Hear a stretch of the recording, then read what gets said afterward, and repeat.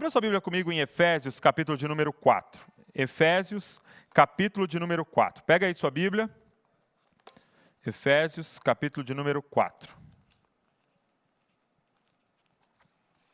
Eu estou ligado no chat aqui, tá, gente? Você que está mandando aí sua mensagem, já manda para todo mundo. Você que não compartilhou ainda, já pega aí, compartilha. Efésios, capítulo de número 4. Abre aí. E eu quero ler com você a partir do versículo 7. Versículo 7, ok? Deixa eu pôr minha tela aqui para não desligar. Seguinte. Olha o que diz Efésios 4. Vamos ler do 7 a seguir. Diz assim: e a graça foi concedida a cada um de nós, segundo a medida do dom de Cristo. Por isso diz, quando ele subiu às alturas, levou cativo o cativeiro e concedeu dons aos homens. Ora, o que quer dizer ele subiu, senão que também havia descido até as regiões inferiores da terra? Aquele que desceu é também o mesmo que subiu acima de todos os céus para encher todas as coisas. E ele mesmo concedeu uns para apóstolos, outros para profetas, outros para evangelistas, outros para pastores e mestres, com vistas ao aperfeiçoamento dos santos para o desempenho do seu serviço, para a edificação do corpo de Cristo. Olha isso agora, presta atenção nisso. Até que todos cheguemos à unidade da fé e do pleno conhecimento do Filho de Deus, ao estado de pessoa madura, à medida da estatura da plenitude de Cristo. Uau! Eu quero que você preste atenção nesse final. Olha o que Paulo está dizendo que é o objetivo dos 5 ministérios. O objetivo disso que ele está falando. Presta atenção no final. Verso 13, até que todos cheguemos à unidade da fé, do pleno conhecimento do Filho de Deus e ao estado de pessoa madura, à medida da estatura da plenitude de Cristo. Gente, por que eu vou falar isso que eu vou falar com vocês? Hernandes Dias Lopes, ele diz o seguinte em uma das suas ministrações: a igreja brasileira tem quilômetros de largura, é como um lago gigantesco, mas centímetros de profundidade. Cara, eu não sei você, mas isso me incomoda. A igreja brasileira tem quilômetros de largura, é uma igreja imensa, uma das maiores do planeta, mas centímetros de profundidade. E essa profundidade nós estamos falando sobre maturidade, ao estado de pessoa madura, à medida da estatura da plenitude de Cristo. Gente, eu estou com uma preocupação e eu quero compartilhar com vocês. Eu estava conversando com a Val, e estatísticas mostram que daqui a pouco tempo nós seremos maioria no Brasil. A igreja evangélica brasileira será maioria, nós vamos passar de 50% da nação. E aí você pode falar, glória a Deus por isso, somente se nós estivermos maduros, porque senão vai ser um caos. Você está entendendo? Que nós temos uma janela de 10, 20 anos para trabalhar, porque senão nós vamos nos tornar maioria no Brasil, mas maioria de criança. Maioria de uma igreja infantil, machucada, ferida na alma. Nós precisamos chegar a essa maturidade. Ei, olha isso aqui, ao estado de pessoa madura, à medida da estatura da plenitude de Cristo. Paulo, isso aqui parece irreal, parece que não é possível isso, Paulo. Mas está escrito na palavra. Isso aqui é desejo de Deus, isso aqui é a vontade do Senhor. Agora, como que isso acontece? O que Paulo vai falar para a gente, que isso acontece através de algo que nós temos ignorado. E eu quero abordar isso, eu vou fazer a introdução, e isso vai ser tema de toda a nossa conferência aqui. Ok? E isso foi despertado para a gente na crise, por isso que eu pedi para meu pai começar com liderança em tempo de crise. O que Paulo começa falando para a gente é sobre a liderança plural. Olha só o que ele diz, verso 7, a graça foi concedida a cada um de nós, segundo a medida do dom de Cristo. E aí ele diz, deu uns para tal, deu outros para tal, deu outros. O que Paulo está dizendo? Vocês são todos diferentes. Em Cristo, vocês são todos diferentes. É uma liderança plural. Por quê, gente? O primeiro ponto que eu quero abordar com você, e eu quero entrar nessa base aqui, talvez você já me ouviu falando, mas eu quero pôr essa base, porque eu e você, eu não fui criado para ser eu fui criado para ser nós. Gênesis 1, 26, texto que eu já falei várias vezes para vocês que acompanham o Dizascope. E Deus disse: façamos o ser humano à nossa imagem, conforme a nossa semelhança. Ei, por que Deus está conjugando o verbo na primeira pessoa do plural? Façamos o homem, a nossa imagem, a nossa semelhança. Por que plural, se é um Deus? Por que Deus não disse, eu vou fazer o homem, a minha imagem, a minha semelhança? Não, ele fala, façamos. Nós vamos fazer. O homem é a nossa imagem e a nossa semelhança. E a resposta é muito simples para mim e para você, porque nós cremos na Trindade. Nós cremos em um Deus que é trino, Pai, Filho e Espírito Santo. Então presta atenção nisso. Deus é uma liderança plural. Pai, Filho e Espírito vão fazer. Eles falam, façamos. Deixa eu te dizer uma coisa. Se você está fazendo a obra de Deus dizendo, eu vou fazer, não é obra de Deus que você está fazendo. Porque o próprio Deus, quando vai criar, fala, façamos. O que isso revela, gente? Que esse Deus trino vai criar um ser à imagem dele, semelhante a ele. Dá para ele criar isso? Sim ou não? Dá para ele criar isso aqui? Não, porque isso aqui não é semelhante a isso aqui. Um Deus que é uma família, um Deus que é uma comunidade, um Deus que fala façamos. Ao criar um ser que é a sua imagem, ele precisa criar um ser que é uma família, que é uma comunidade e que pode falar nós. Por que ele dá uns para apóstolo, uns para profeta, uns para mestre? Porque ele está nos chamando para liderar como ele lidera, em família. E cada um é de um jeito nessa família. Eu não fui criado para ser eu fui criado para ser nós. A gente não foi criado para viver. Ser humano, gente, a pandemia provou isso para a gente. Nós não fomos criados para viver, nós fomos criados para conviver. Existe uma segunda epidemia acontecendo, que é o isolamento que nós estamos vivendo, que é terrível, que está nos adoecendo, porque nós fomos criados para o toque, para o abraço, para o beijo, para o nós, para o façamos. Sabe, a gente tem essa ideia de eu sou a imagem e semelhança de Deus. E sim, mas a melhor forma de falar é que você carrega uma parte da imagem e semelhança de Deus. Agora, quem é imagem e semelhança? Nós. Aonde 2 ou 3 estiverem, eu apareço. E a gente sempre pensou nesse sentido, né? Onde 2 ou 3 estiverem, ele sai lá do céu e vem. Não, onde 2 ou 3 estiverem, é o corpo dele.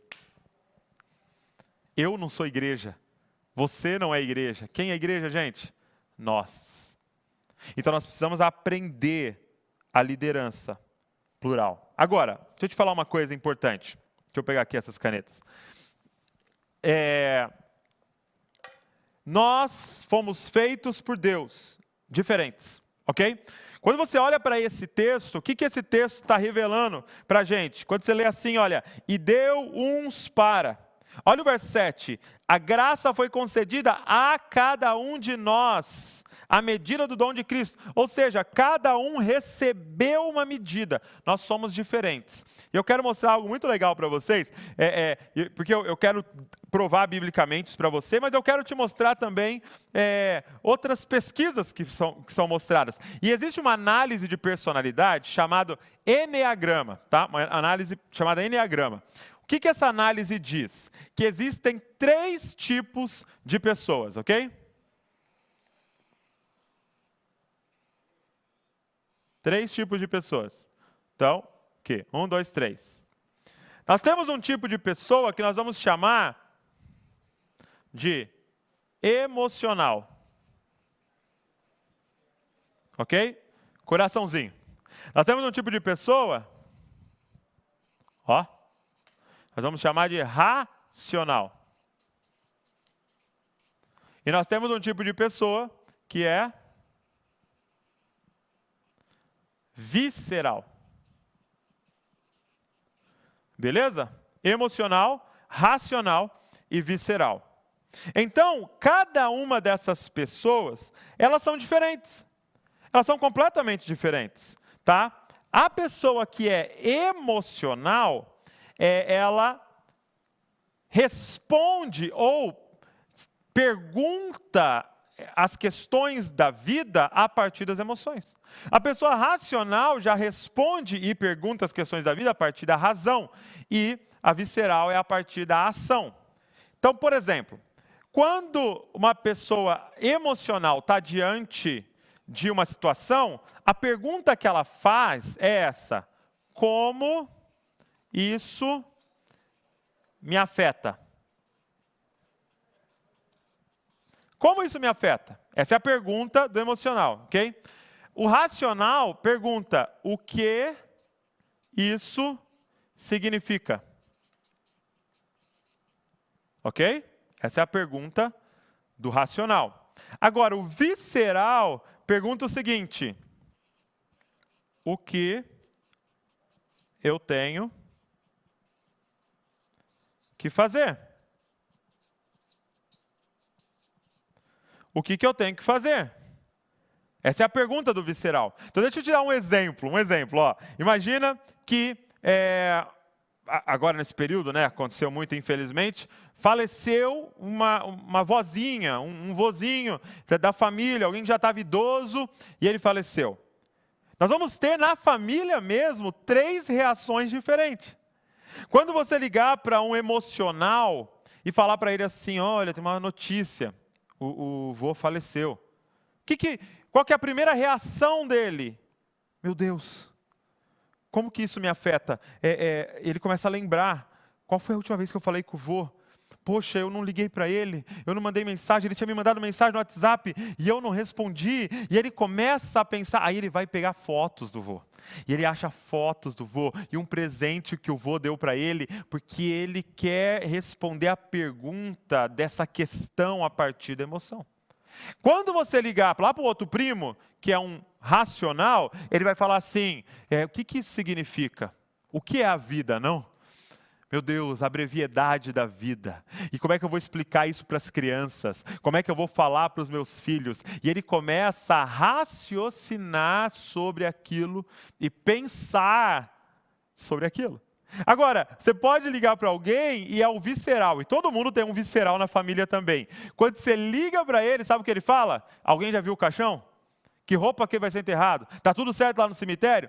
Ele tinha convênio funerário e tal. E ele começa a querer fazer, correr atrás das coisas. Fala para mim no chat aqui, qual dos 3 é você aí? Que você é mais racional, mais visceral, mais emocional? Manda aqui para mim, que eu quero saber o que nós temos mais aqui nessa live. Olha só, visceral, o que eu tenho que fazer? Eu quero fazer, resolver. Racional, o que isso significa? Eu quero pensar, aprender, raciocinar. E emocional, como isso me afeta. Olha aí, temos, tudo dividido aqui, emocional, racional, eu sou visceral. Olha só, deixa eu te falar uma coisa. Eu quero te fazer uma pergunta agora. Preparado? Quem está certo?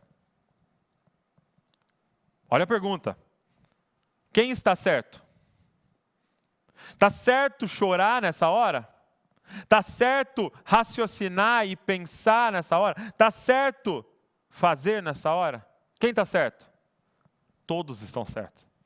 É que Deus fez cada um diferente. Gente, o que não pode acontecer é nós sermos arrogantes e pensarmos: ei, para de ficar pensando no que é a vida, agora é hora de chorar, você não ama o vô, você é um insensível. Ou o outro fala assim: para de chorar, que bobeira ficar chorando, tem que correr atrás das coisas. O que adianta chorar e não correr atrás das coisas para o vô ter um velório lindo? E o outro fala: para de correr atrás das coisas, você só pensa nisso, você não pensa sobre a brevidade da vida e o que nós podemos aprender nesse período e tal. E aí nós temos cada um de um jeito, cada um pensando em uma coisa, e não entendendo que Deus te deu uma parte, e deu a parte para o outro, e deu a outra parte para o outro, para que a gente forme um corpo. Para que juntos a gente se complete. Eu preciso aprender a chorar com quem chora, mas eu preciso aprender a pensar com quem pensa, e eu preciso aprender a fazer com quem faz. Gente, olha para isso aqui. Isso aqui é o problema que a gente chama de denominações. Você consegue enxergar? Nós temos denominações racionais. O que eles falam, gente, que é o mais importante? Estudar, ok? Teologia. O que é o mais importante? Aprender a Bíblia. O que mais tem nessa denominação? Curso e escola bíblica e livros. Agora nós temos outro tipo de denominação, que o lance todo é fazer. E aí ele pensa assim, do que adianta ler livro se você não está indo na favela com a gente? Do que adianta ler livro se você não está indo na prostituição lá para a gente lidar com aquela galera? Do que adianta ler livro se você não está indo para as missões e tal? Porque eles querem fazer. Mas a gente tem outra denominação. Outras denominações que pensam, cara, beleza, o que adianta fazer e ler se você não sente? Se você não sente a presença de Deus, eu nunca vi você chorando na presença de Deus, você não é convertido. Um fica olhando para o outro e falando, você não é convertido, por quê? Porque você não faz. Você não é convertido, por quê? Porque você não sabe. Você não é convertido, por quê? Porque você não sente. Você não entendeu? Que Deus nos fez diferentes e não te deu tudo para que você precise do outro. Olha o que Deus fez. Colocou uma parte do que você precisa no seu irmão, outra parte no outro irmão, outra parte na outra irmã, outra parte em você, e disse, monta o quebra-cabeça, vivam em unidade. E assim, vocês vão me representar. Cara, quem está entendendo o que eu estou falando aqui? Quem está entendendo o que eu estou falando aqui? De como só dá para ser nós. Só é possível ser nós. E o que a gente precisa hoje, e a minha oração, é que a gente tem que vencer a arrogância de que a gente é o certo, o perfeito, o que sabe de todas as coisas. Não! Nós temos uma parte, temos que desenvolver nessa parte, mas o meu irmão tem a outra parte. E eu preciso da outra parte dele. Ei, eu quero que você, se você estiver perto de alguém, fala isso para alguém. Eu preciso de você. Deixa eu falar para o Gui aqui, ó. Gui, eu preciso de você. Venâncio, eu preciso de você. Mateus, eu preciso. Wesley, eu preciso de vocês. Eu preciso de você, cara. Eu preciso. E aí, Paulo não faz uma análise, isso aqui chama Eneagrama, tá? Depois ele divide em 9 personalidades. Paulo não faz uma análise de Eneagrama. Paulo fala dos 5 ministérios, ok? E Paulo vai falar o seguinte, que Jesus, ele é esse ser completo. Vocês lembram do Power Rangers? Lembra do Power Rangers? Que tinha o Megazord. Lembra o Megazord? O Megazord era a junção, né, daqueles Power Rangers fortes lá, eles juntavam e formavam. Jesus é esse Megazord. Quem é Jesus? O apóstolo dos apóstolos. Quem é Jesus? O mestre dos mestres. Quem é Jesus? O profeta dos profetas. O evangelista, o pastor das nossas almas. Ele é o todo. Mas aí ele liberou sobre o corpo dele e deu uns para, e outros para, e outros para. Então a gente carrega parte de quem Cristo é. E ele fala, tem apóstolo, tem profeta, tem evangelista, tem pastor e tem mestre. E eu estava lendo um autor chamado Alan Hirsch, ele tem um livro maravilhoso, tem vários livros, mas tem um em português chamado Caminhos Esquecidos, e ele fala sobre 5 ministérios. Olha o que ele vai dizer, que os 5 ministérios, presta muita atenção nisso agora, os 5 ministérios, eles são como se fossem 5 arquétipos da humanidade. Todo mundo carrega um ou mais dos 5 ministérios. Como assim todo mundo, Douglas? Sim, até quem não conhece a Cristo carrega um dos 5 ministérios. E ele defende essa ideia com alguns argumentos. Ele fala o seguinte, que primeiro, Efésios era uma carta escrita para a igreja toda. Efésios não era uma carta escrita para a liderança. Não era uma carta de Paulo aos líderes daquela cidade somente. Não, era uma carta escrita para a igreja. Tanto que ele vai falar, marido, ame a sua mulher. Isso aí não é para a liderança, é para todos. Esposa, seja submissa ao seu marido como a igreja é a Cristo. Isso não era só para a liderança, era para todos. E Efésios capítulo 4, ele vai falar sobre 5 ministérios. Então ele está falando para todos. É para todo mundo 5 ministérios. Você carrega um. E você sabe quem é você nesses 5 ministérios? Segundo argumento que ele usa, que vai além de ser para a igreja, é para o ser humano. Presta atenção nisso. Ele fala que dos 5 ministérios, 4 deles, 4 nomes que Paulo usa é emprestado da sociedade. Você sabia? Você sabia que apóstolo era uma função no governo romano? Sim, tinha uma profissão, tinha uma função no governo romano chamado apóstolo. E Paulo empresta da sociedade esse termo. E aí, sabia que evangelista era uma função do governo romano? Que era um homem que levava as notícias da guerra até a cidade, era o evangelista. Sim, ele chegava, tocava a trombeta e falava, tenho boas notícias. Era o evangelista. Então era uma função já. Você sabia que mestre era uma função? Já existiam professores. Você sabia que pastor já era uma função, que cuidava de ovelhas, que cuidava dos animais? E nós temos o profeta, que já é um termo do Antigo Testamento. Então ele empresta os 5, esses nomes. Significa que essas funções já existiam. E deixa eu te mostrar uma coisa interessante. Por exemplo, o apóstolo. Quando você pega alguém empreendedor, empresário, inovador, inventor, o que ele é, gente? Um apóstolo. É esse cara que chega numa cidade, ou uma mulher que chega na cidade, vê uma necessidade e fala, cara, aqui daria para a gente colocar uma empresa de não sei o quê, e ele começa a empresa e ainda pega aquilo e faz virar franquia para ir para o Brasil inteiro. O que é isso, gente? Isso é um apóstolo. Ele só não está usando isso para a edificação daquilo que Cristo mandou. Talvez ele está até desperdiçando esse dom. Quando você vê um profeta, é muito legal a forma que o Alan Hirsch fala de profeta, ele fala não somente dessa questão de ver o futuro, mas ele fala de alinhamento. E se você reparar, os profetas do Antigo Testamento realmente eram alinhamento, traz alinhamento. Qual é a vontade de Deus?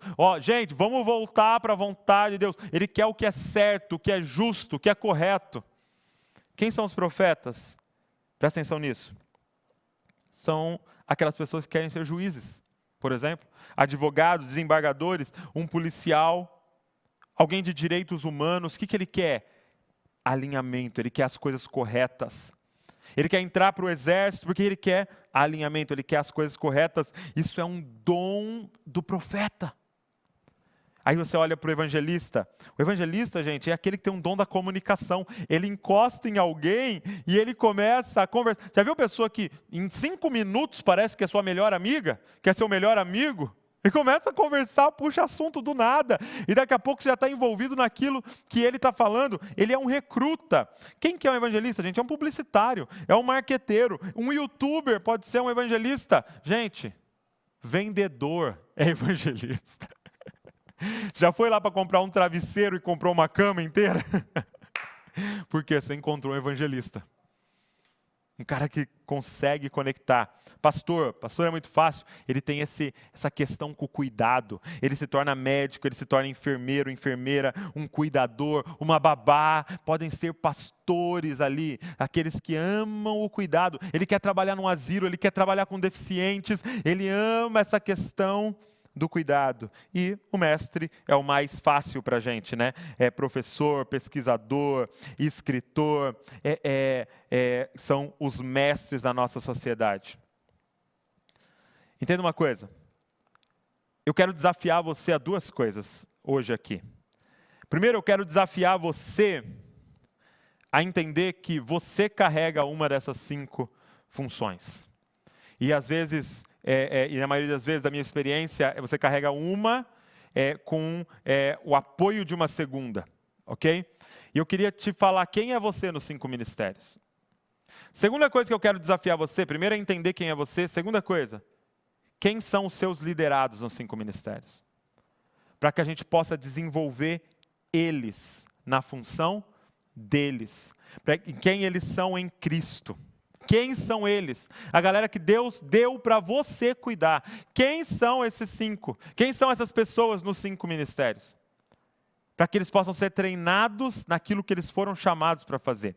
E existe, gente, e é muito legal, eu estou muito empolgado de compartilhar isso com vocês hoje, existe um teste dos 5 ministérios. Sim, tem um teste. Os desenvolveram um teste, é claro que é um teste, você pode errar, mas vai te dar uma clareza. Você vai respondendo as perguntas e no final ele te fala a porcentagem em cada um dos 5 ministérios. É um teste que fala assim, situações da vida, e aí pergunta, o que você faria? E aí ele vai analisando e no final ele fala, eu vou fazer o seguinte, presta atenção, com toda a galera que está aqui com a gente.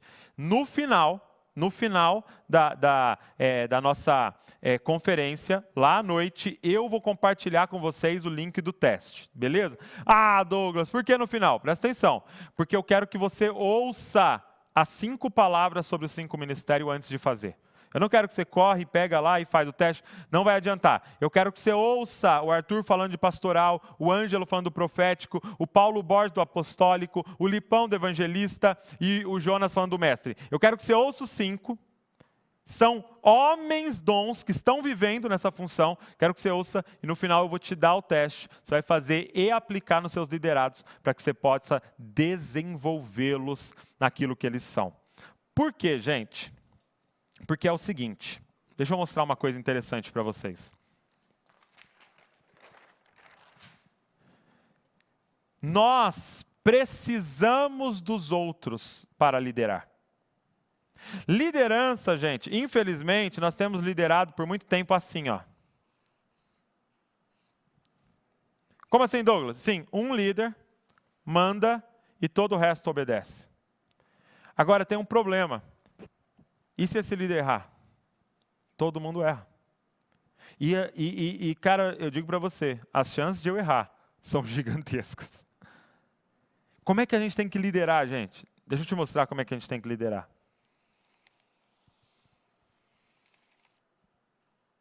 Assim. 1, 2, 3, 4.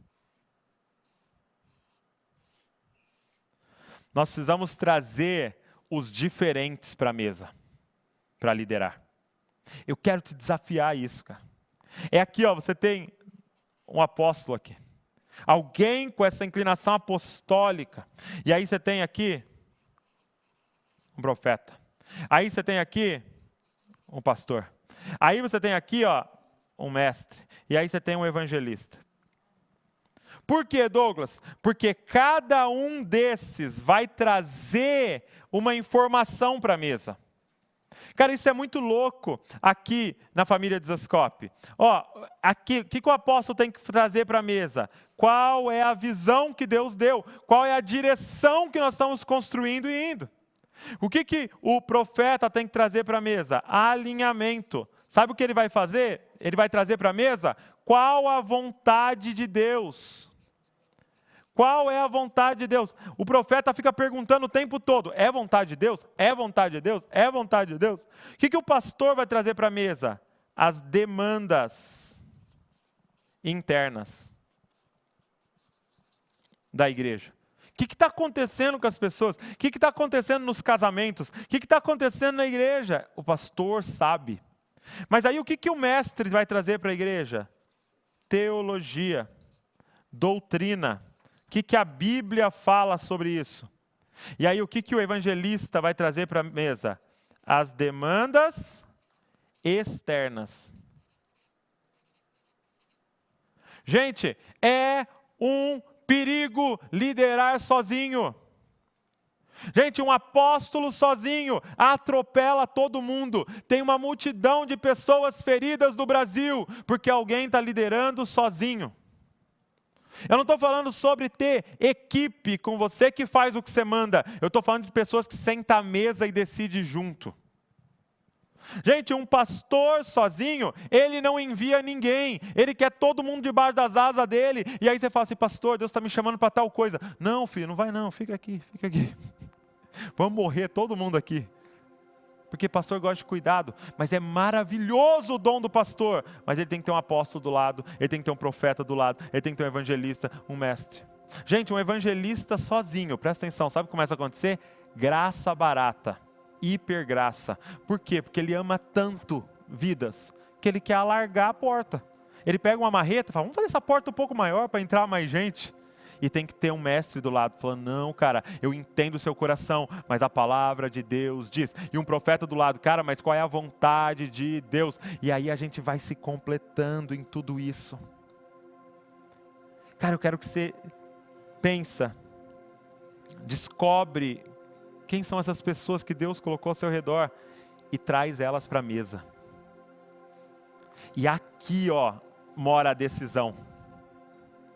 Eu lembro um dia que eu estava aqui, eu falei para a galera assim, primeiro ano da família Desascope, gente, e aí, o que nós vamos fazer no nosso culto de ano novo, na virada ali, sabe, 31 para o dia 1? O que nós vamos fazer? Vamos decidir? E aí os caras na mesa me olharam assim, percebi que eles estavam olhando meio assim, sabe?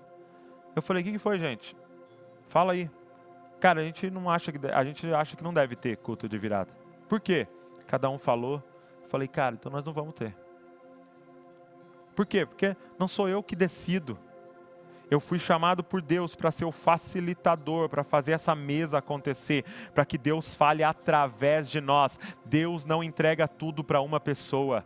Deus se revela através de nós. Façamos. Façamos. Cada um traz isso para a mesa. E, gente, nós precisamos de conduzir uma igreja à maturidade. Líderes que estão comigo aqui, nós temos uma missão: conduzir a igreja à maturidade. Olha, de novo o que o texto diz: até que todos cheguemos à unidade da fé no pleno conhecimento do Filho de Deus e estado de pessoa madura à medida da estatura da plenitude de Cristo.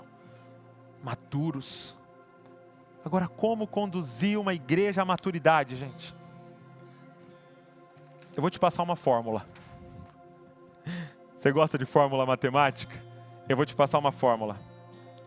A fórmula é essa aqui,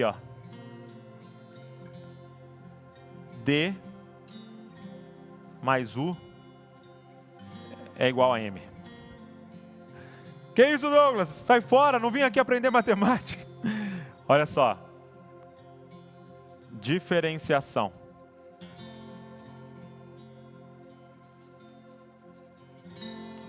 Mais unidade é igual a maturidade. Aprenda isso.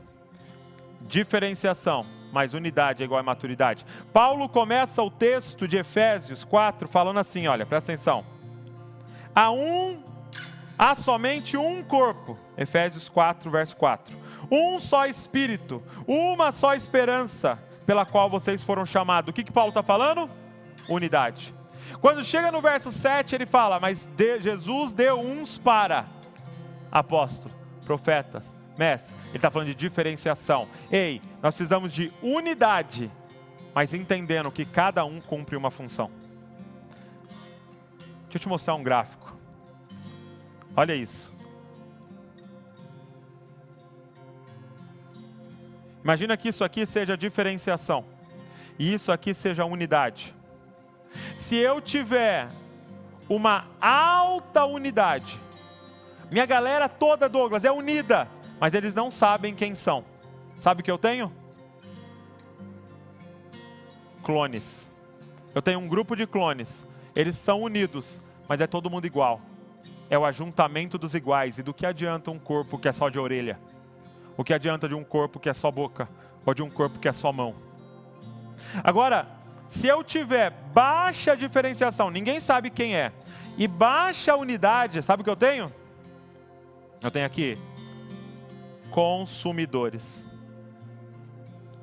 Pessoas que vão lá de domingo só para consumir, só para ouvir uma pregação e ir embora. Às vezes elas ofertam, deixam o dízimo e vão embora. Não conhece ninguém, não conecta com ninguém, não é unida e não sabe quem é. Agora, se eu tiver baixa unidade, mas muita diferenciação, sabe o que eu tenho?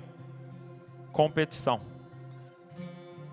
Um quer ser melhor que o outro, um quer ser mais profeta que o outro, um quer ser mais apóstolo, quer ser mais mestre do que o outro. Eu tenho uma igreja de competidores. Agora, se eu tiver alta unidade e alta diferenciação, eu tenho discípulos. É você saber que você carrega algo especial de Deus, algo único, mas o irmão do lado carrega algo único. Sabe, eu acho lindo o momento da ceia. Por quê? Porque eu pego um pedaço do pão, eu pego aquele pão inteiro, e um pedaço daquele pão está comigo, e um pedaço daquele pão está com você, como que dizendo, essa parte do Cristo está comigo, mas tem uma parte do Cristo em você. E quando é que o Cristo aparece? Quando é nós. Quando a gente senta na mesa juntos e vive essa liderança verdadeiramente unida. Eu quero te chamar para viver a restauração de todas as coisas. Em Atos, eu estou encerrando aqui, em Atos, capítulo de número 3, verso 21, a Bíblia diz que Deus está restaurando todas as coisas. E o que é restaurar? Restaurar é fazer voltar para o original.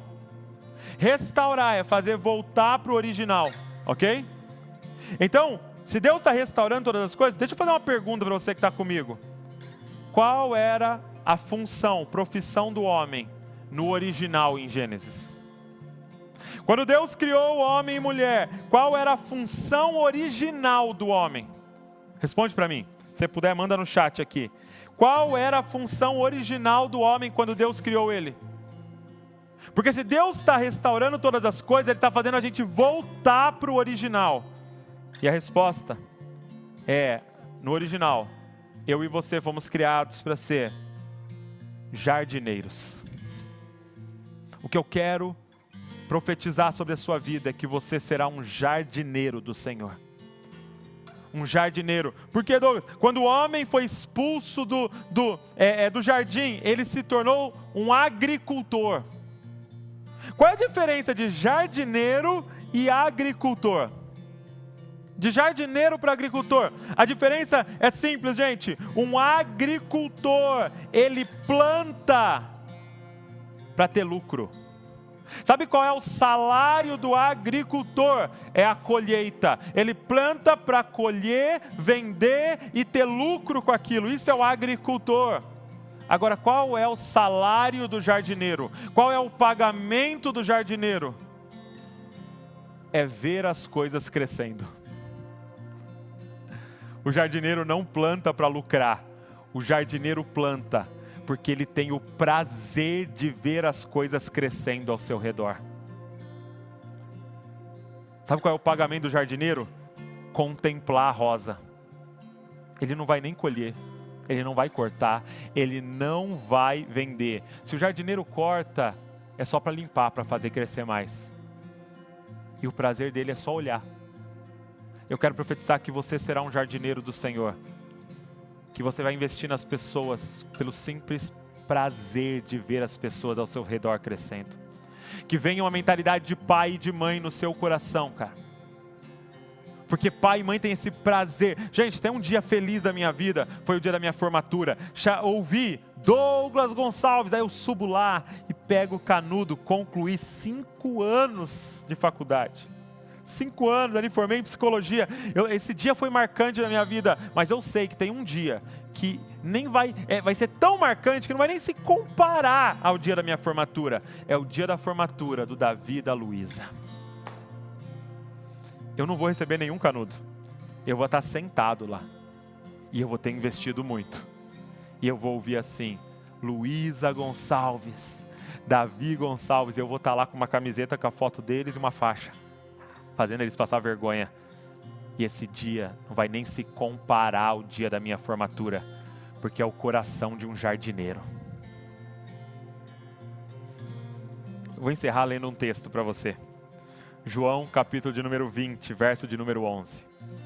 Maria, no entanto, permanecia junto à entrada do túmulo, chorando. Jesus tinha morrido. Enquanto chorava, abaixou-se e olhou para dentro do túmulo. Ela viu 2 anjos, vestidos de branco, sentados onde o corpo de Jesus tinha sido colocado, um à cabeceira, outro aos pés. Então eles perguntaram: mulher, por que você está chorando? Ela respondeu, porque levaram meu Senhor e eu não sei onde puseram. Depois de dizer isso, ela se virou para trás e viu Jesus em pé, mas não reconheceu que era Jesus. Jesus lhe perguntou: mulher, por que você está chorando? A quem você procura? E ela achou que fosse o jardineiro. Com quem Maria confundiu Jesus? Com o Adão original, um jardineiro. Eu vim aqui dizer para você que eu e você precisamos liderar como Jesus, liderar como jardineiros. Eu vim dizer para você que Ele é o jardineiro dos jardineiros e que Ele está adubando, Ele decidiu adubar a sua vida com o próprio sangue dEle. E Ele não está investindo em você porque Ele quer lucro. Ele não está investindo em você porque Ele quer lucro, porque Ele não precisa de nada. Ele é um Deus autossuficiente, que existia antes de você e vai existir eternamente. Ele não precisa de nós, é diferente, Ele nos quer. E a alegria dEle, o prazer dEle é o seu crescimento, é você ser tudo que Ele sonhou para você ser. Ele derrama a vida dEle em você. Ele deu a própria vida para você ser salvo, ser liberto. E o que Ele está dizendo hoje é: amem como eu vos amei. Em outras palavras, das palavras de hoje é: liderem como eu liderei vocês, entregando a minha vida para vocês crescerem. Que você seja um verdadeiro jardineiro do Senhor. Você pode fechar seus olhos comigo? Ah, papai, Espírito Santo do Senhor, nós queremos liderar como Jesus, Pai. Tantos homens e mulheres nos inspiram, mas os nossos olhos estão fixados em Ti. Nós queremos liderar como o Senhor lidera, entregando a nossa vida para o crescimento dos outros. Desenvolve a nossa liderança, Pai. Nos mostra o caminho, a direção de como que nós podemos ser líderes melhores, Pai. E não para o nosso nome ser divulgado, famoso, não, por um motivo, Pai, para que o Teu nome seja glorificado e as pessoas conheçam o Teu Filho, Jesus Cristo, sejam salvas, libertas. Senhor, começa uma revolução, a revolução das cópias de Jesus por toda parte, Senhor. Senhor, forma Cristo em nós e forma Cristo em outros através de nós, Pai. Eis-nos aqui, Senhor. Pai, eu queria te pedir nesse dia, revela a nós quem nós somos em Ti.